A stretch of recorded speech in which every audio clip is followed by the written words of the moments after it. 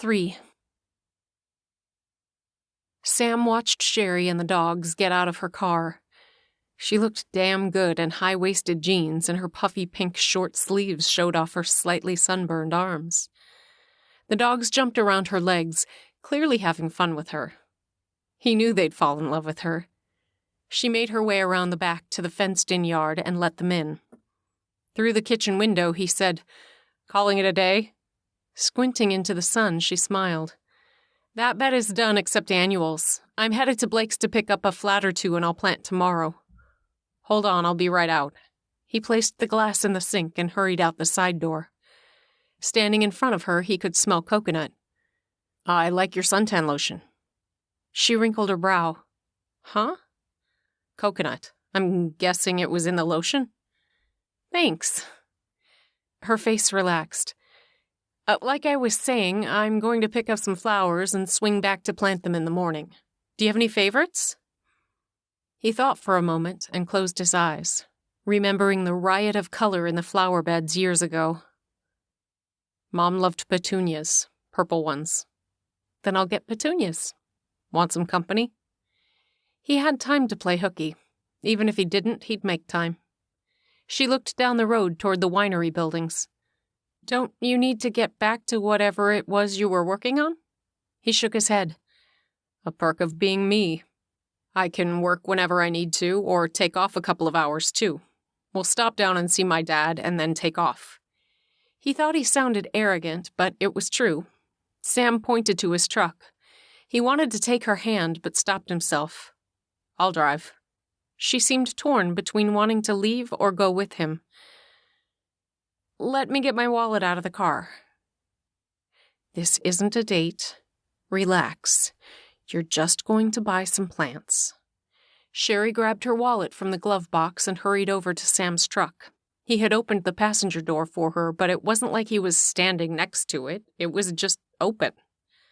He waited until she was settled before starting the truck. "Are you leaving the dogs out?"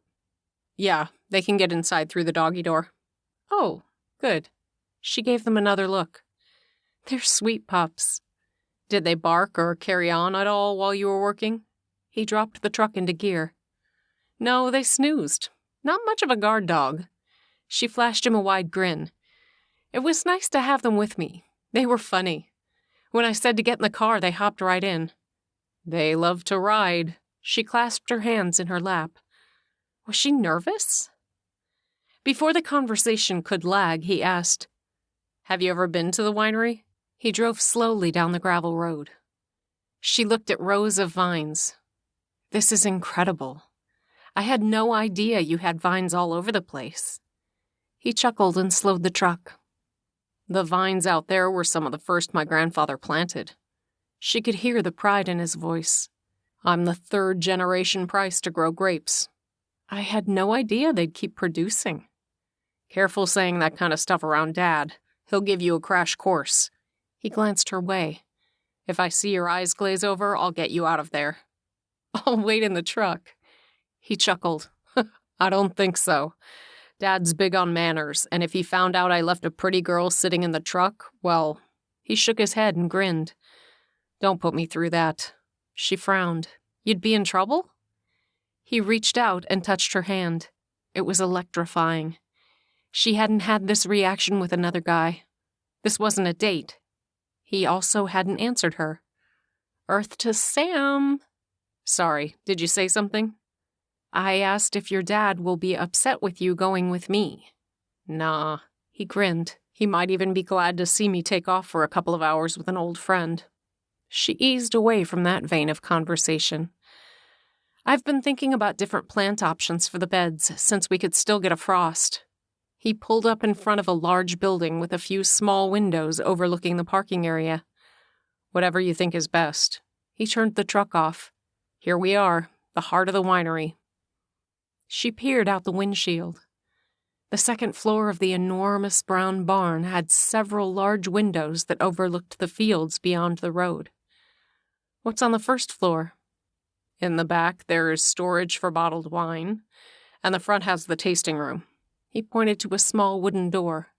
"That's the entrance." She turned in her seat and looked around.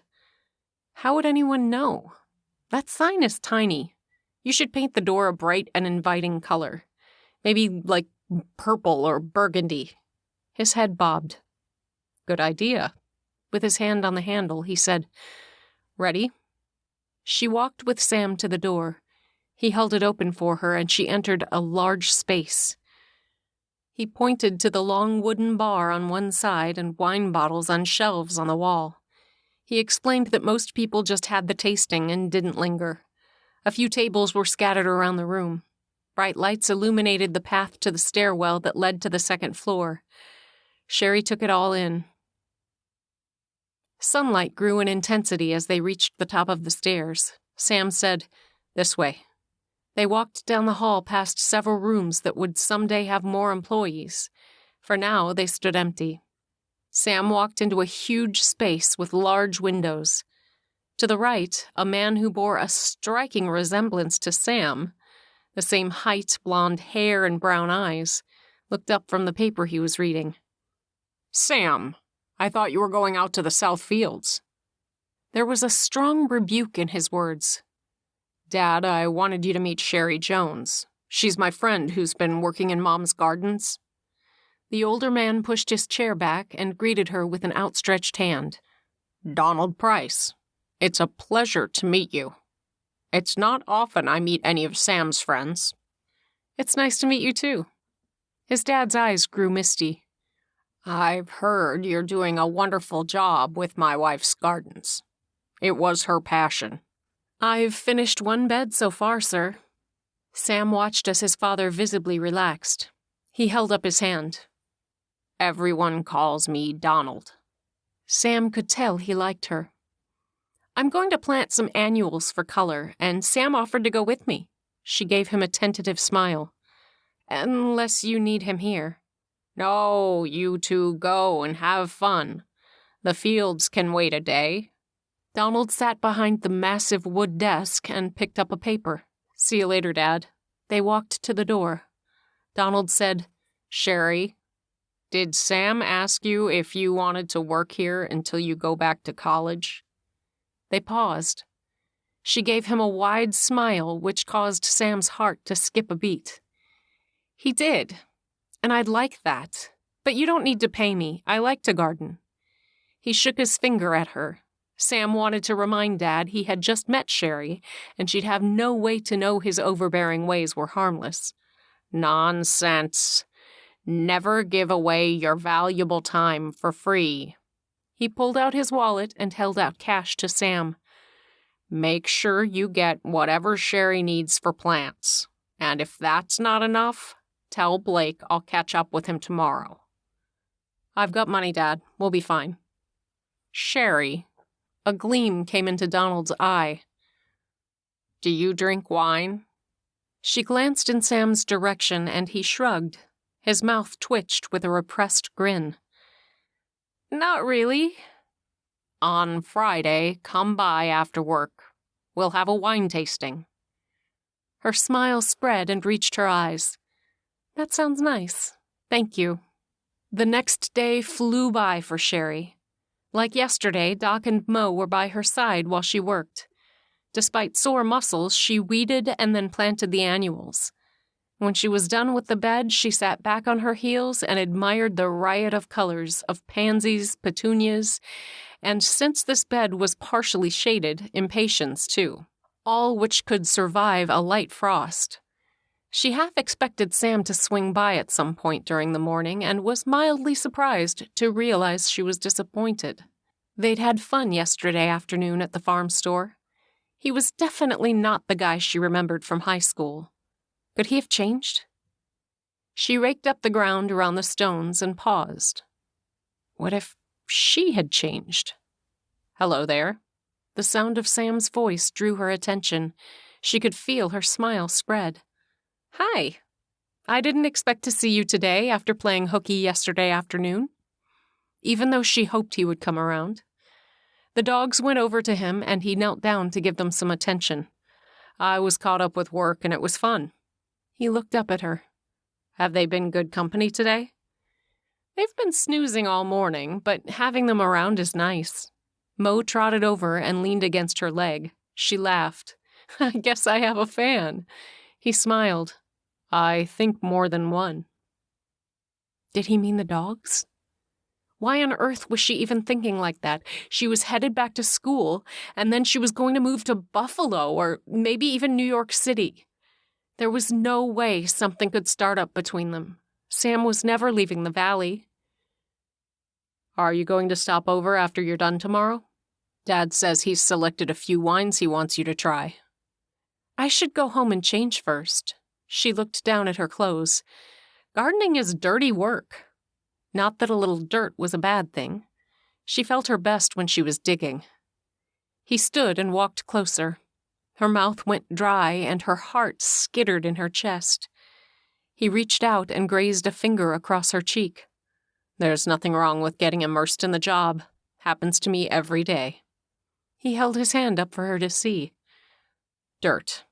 With a nervous laugh, she said, Thanks. He took a step back. I gotta get going. But do you want to have lunch with me tomorrow? I can come down here. Sure, that sounds nice. I'll bring sandwiches and something to drink. He gave her a smile that caused her stomach to flip. See you tomorrow. She watched him hop on his motor scooter and bounce over the open field. It made a soft puttering sound, which explained why she hadn't heard him approach over her music. Doc wandered back to her and sat down. She scratched behind his ears. What do you think? Should I bring cookies tomorrow? The pups looked up at the mention of the word cookie. She couldn't help but laugh. Oh, I'm sorry, guys. I wasn't thinking. She bent over and kissed the tops of their heads. She had fallen for these four-legged babies. You two have been a nice bonus for this job. She finished picking up, and like yesterday, eased the tarp filled with weeds to the side of the driveway. One bed down, one to go before the end of the day. She unfolded another tarp next to the bed. This one was very overgrown. She began to tug out the dandelions and tossed them on the tarp.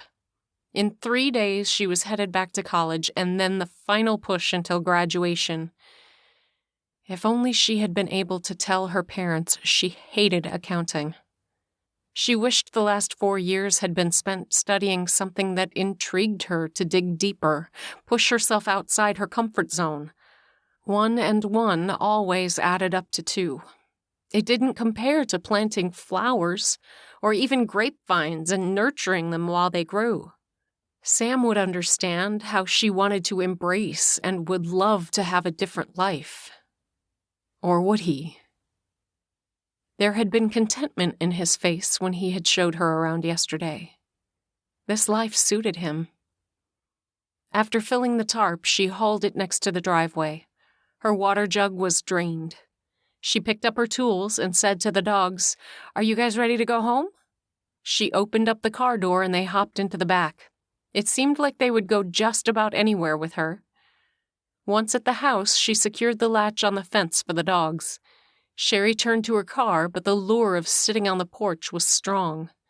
She strolled to the front and admired the sweeping view, acre after acre of vines. It must have been great growing up here. This house screamed for a big family, lots of kids and dogs, and filled with relatives and friends for every holiday. But like her, Sam was an only child. She had to wonder if there were times when he was lonely too. She wandered back to her car. Tomorrow she'd clean out the vegetable garden and check to see if Donald was interested, and if so, she'd plant some vegetables. If not, at least it would look presentable. Sam watched Sherry's car drive past the field he was working in. He waved, but either she didn't see him or chose to ignore him. He inspected the vine in front of him and, on autopilot, pruned it. He let his mind wander to the pretty, petite blonde who had walked into his life and heart just a few short days ago. She was gentle and sweet, and when she spoke, it was like smooth red wine. He had made up his mind he was going to ask her on a date for Saturday. She was leaving Sunday to go back to Syracuse University. If things went well between them, it was less than an hour's drive. He could visit her. Well, that's if she wanted to date him. She probably had a guy at school she was dating. What guy in his right mind wouldn't fall for her? He clipped another branch. If things had been different, he would have gone to the university too, and maybe they'd have been dating all this time. But Dad had needed him here when Mom got sick, and when she had died, there was no way he would leave his father. Not that Sam had ever told his father why he chose to end his college career. It was easy for father and son to drift along, working the winery and keeping each other company. He thought about Sherry again. He hadn't asked a girl on a real date in a couple of years. Not before his mom had died. This was the first time in a long time that he felt his heart beat with anticipation of hope.